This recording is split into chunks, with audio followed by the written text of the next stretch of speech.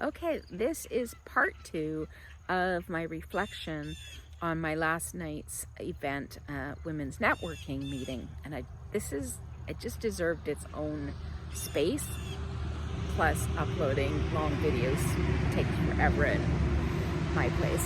So, in our conversation, and I said, I have always envisioned a circle of women from like 13 to 93 sitting around and discussing what it means to be a woman.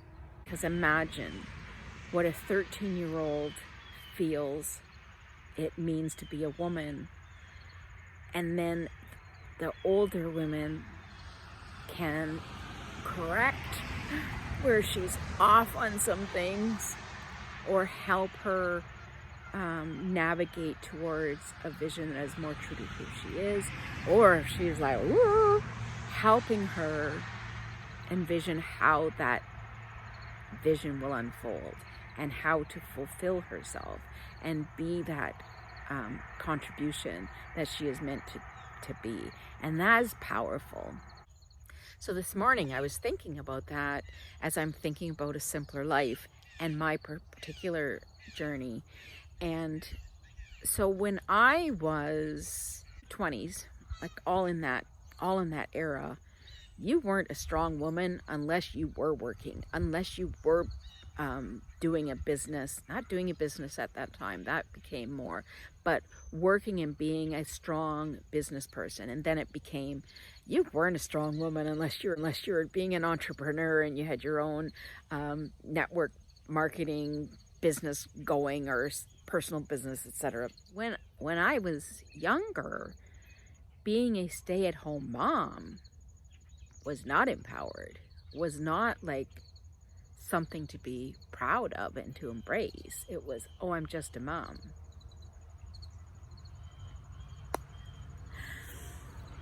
So we've grown from that, because now here we are, 2022, and I'm watching all of these videos of people that are doing homesteading, and that is like goal, to be a stay-at-home mom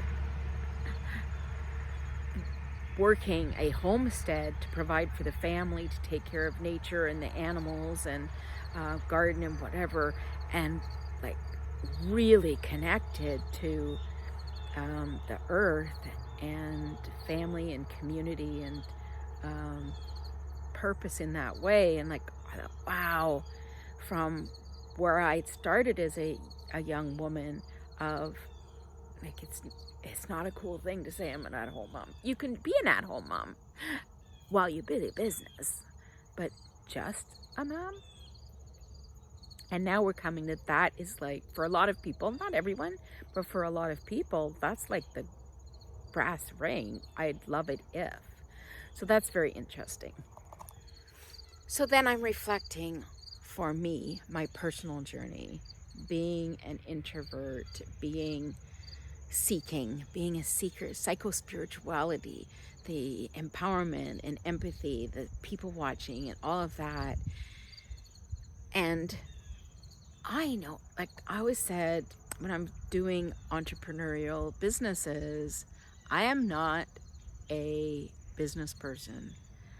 I am a cheerleader, and I built my business through being a cheerleader and empowering the people. For me, it's not my thing, but I did it because, that's what you're supposed to do if you're going to be an empowered woman. So now here I am at deciding that my simpler life does not include being an entrepreneur. I am realizing I didn't have to do that. It was part of the journey, and there was just, the silver linings that come from it, and the lessons that you learn and how you grow through it are vital to the personal growth. So yes, needed to do it, but I didn't need to be an entrepreneur. Do you see the difference there? But I did it because I should. But it's all part of the journey. So here I am at 64, being able to speak to someone, and if someone's saying, yeah, I really don't want to do that, Great! What is it that you want to do? Who are you? Because you do not need to be a businesswoman to be a powerful woman, to be a strong woman. You need to be who you are and be the best who you are to find your place in this world. Maybe it's that you want to be a stay-at-home mom, but knowing what feels right for you, what fits for you, and finding that. And maybe you're not an entrepreneur, maybe you are a 9-to-5, go to work, do the job of whatever it is that you're passionate about or enjoy doing, however, bringing who you are into that job. And then you come home at night and you continue on. Maybe that's you, and that's good.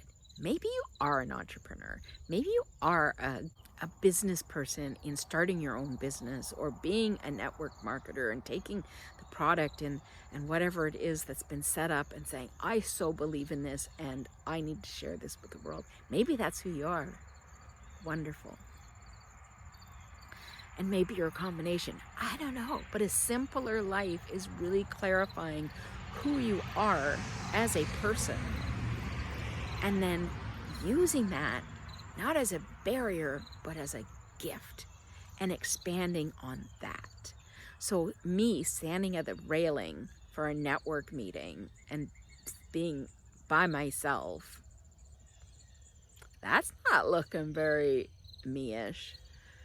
So what does work? How do I do that? And for me, it was endure the networking session part pre-meal, and then pour me into the meal conversation, the community conversation in that, and finding how and bring you into whatever it is that you're doing. So a simpler life, what does that mean to you?